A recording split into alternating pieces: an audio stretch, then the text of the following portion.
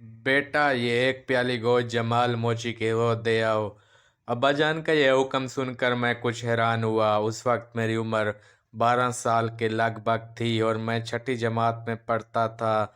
मैंने जवाब में उनसे कहा, लेकिन अब्बा जान आज तो ईद का दिन है, हर घर में गोश्त मौजूद है, सब लोग एक दूसरे के घरों में गोश्त पहुंचा रहे हैं। हमने कुर्बानी किया है, लेकिन इसके बावजूद हमारे रिश्तेदार, दोस्त और पड़ोसी हमारे घर में गोश्त देने आ रहे हैं। फिर ये एक प्याली सालन आप उसे क्यों भेज रहे हैं? उसके घर भी तो इसी तरह लोग गोश्त पहुंचा रहे होंगे। बेटे वो घर में अकेला है, वो गरीब है और उसे कोई गोश्त नहीं देगा, क्योंकि गरीब का ना कोई रिश्तेदार, ना कोई दोस्त, ना कोई हमसाया, उसे किसी घर में से गोश्त नहीं मिलने वाला। हाँ, अगर कहीं से कोई भूल चूक से हड्डी बोटी आ भी गई तो वो पका कर कैसे खाएगा? जी अच्छा अब्बा जान, लाइए दे आता हूँ। मैंने प्याली उनसे ले ली और घर से निकल आया। बाजार में हमारी दुकान के बिल्कुल सामने सड़क के किनारे जमाल मोची जूतियाँ मरम्मत करता था। गली में एक छोटी सी कोठड़ी थी, वो उसी में रहता था। मैं प्याली उठाए उसकी कोठड़ी के दरवाजे पर पहुंचा तो वो चूल्हे पर हांडी रखे हुए नजर आया। हांडी के नीचे आग जल रही थी और हांडी में कुछ पक रहा था। मैं अस्सलाम वालेकुम कहकर अंदर दाखिल हुआ तो उसने मेरी तरफ देखा। इस वक्त मैं दिल ही दिल में अब्बा जान पर अपना गुस्सा उतार चुका था और अपने आप से ये कह रहा था कि बिला वजह उन्होंने एक प्याली गोश्त भेजा, ये तो अच्छा भला गोश्त पका रहा है। आओ बेटा, जमाल चचा ने फौरन कहा। क्या पका रहे हैं जमाल चचा?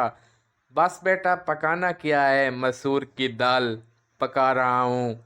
मुझे हैरत का झटका लगा। मैंने फौरन कहा, जी क्या कहा? दाल पका रहे हैं? लेकिन आज तो ईद का दिन है और हर घर में गोश्त ही गोश्त मौजूद है, सब लोग गोश्त भून रहे हैं।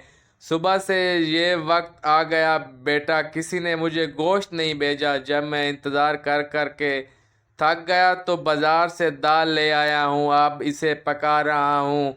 ओह ये ले, अब्बा जान ने पका पकाया गोश्त आपके लिए भेजा है। वाह बेटा वाह, ये काम किया है आपके अब्बा जान ने। चलो मैं भी ईद के दिन गोश्त खा ही लूँगा, वरना ये हसरत रहती है कि ईद के दिन भी गोश्त ना खा सका। अच्छा जमाल चचा, मैं चला, प्याली फिर किसी वक्त ले लूँगा।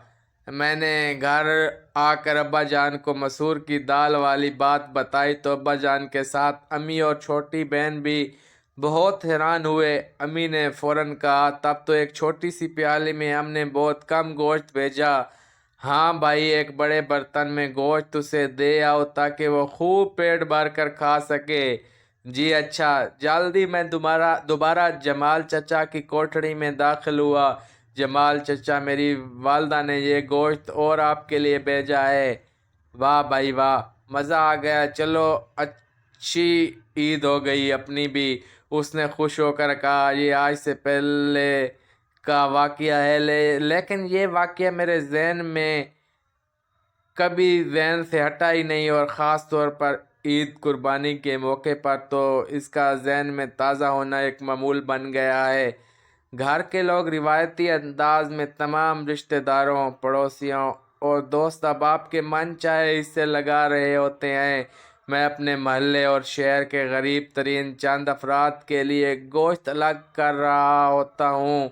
वालिद साहब ने बचपन में जो गोश्त की प्याली मुझे थमाई थी, अगरचे मुझे कोई सबक देने के लिए नहीं थी, इस वक्त उसकी ये सोच भी नहीं होगी कि मेरा बेटा भी बड़ा होकर ऐसा करेगा। उन्होंने तो हमदर्दी के तौर पर जमाल मोची को गोश्त की प्याली भिजवाई थी, लेकिन वो प्याली मेरे लिए एक सबक बन गई, सारी ज़िंदगी का सबक और कभी ना भूलने वाला सबक। बचपन में जो बात ज़हन नशीन कर दी जाए वो नक्श हो जाती है, फिर वो निकाले भी निकल नहीं पाती, भले उसे कोई खुरच खुरच कर भी निकालना चाहे तो भी नहीं निकलती। बस वही प्याली आज भी मेरे दाग में मौजूद है।